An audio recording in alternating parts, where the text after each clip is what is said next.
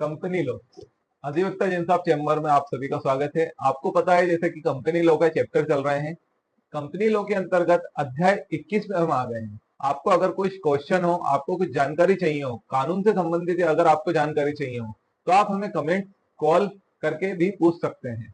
तो अध्याय 21 को हम यहीं पे चालू करते हैं। अध्याय 21 में आपको यह बताया गया है कि आपके द्वारा जो मेडिसिन कंपनियां चलाई जाती हैं, तो मेडिसिन कंपनियों का क्या कार्य रहता है और किस कानून के अंतर्गत वो औषधियां बना सकते हैं, उसमें ड्रग्स कितना यूज कर सकते हैं, उसमें औषधि कितनी यूज कर सकते हैं और कस्टमर को या ग्राहक को या पेशेंट को आराम लगेगा और कहाँ वो बेचेंगे, उसके बारे में यह बताया गया है। कंपनी लॉ संशोधन 2002 के अंतर्गत कंपनी लॉ ने एक नए नियम लागू करे थे, जिसमें यह संशोधन करा गया था क्या दवाइयों द्वारा या औषधि औद्योगिक औषधियों का कार्य कैसे होगा, कंपनी कैसे कार्य करेगी।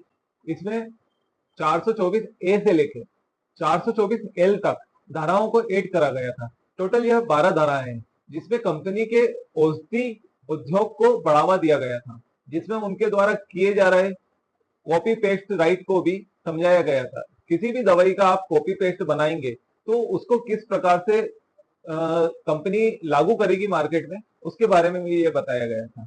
जब कंपनी मार्केट में आई और यह कार्य चालू करा तो पता चल रहा है कि एक ही औषधि को 4-4, 5-5 कंपनियां बना रही हैं। इसके वजह से कंपनी के औषधि के रेट और कंपनी को लॉस दो ही हो रहा था।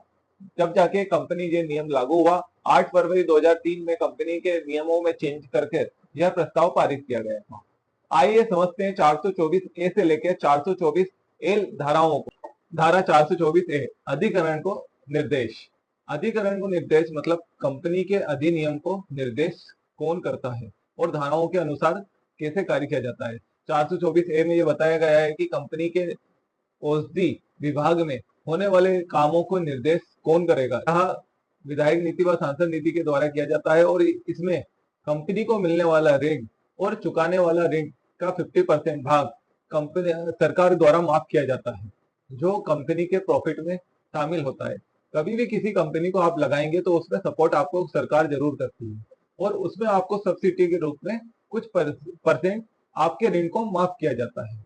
अब आप आइए 424 धारा बी के बारे में। औषधि औद्योगिक कंपनी के कार्य प्रणाली के बारे में 424 बी के बारे में बताया गया है, जिसके अंतर्गत आपको औषधि कार्य में होने वाली जितनी भी कार्य नीति है, जितनी भी कॉपी पेस्ट राइट वाले नाम है, यह किस प्रकार से दवाइयों को बनाया जाएगा, इसके बारे में समझाया गया है।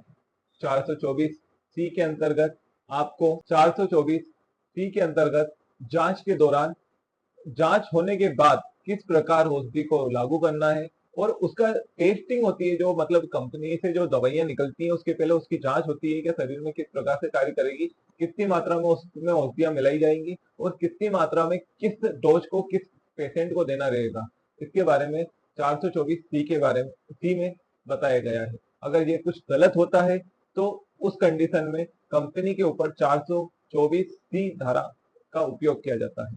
अब बात करेंगे 424 डी के बारे में, जो कंपनी के कानून को वह कंपनी में होने वाले घोटाले को बताता है। 424 डी में बताया गया है कि कंपनी के द्वारा किस प्रकार निर्णय लिया जाएगा और किसी भी औषधि को बनाने के लिए, किसी भी दवाई को बनाने के लिए किस किस का निर्णय इसमें मान्य रहेगा।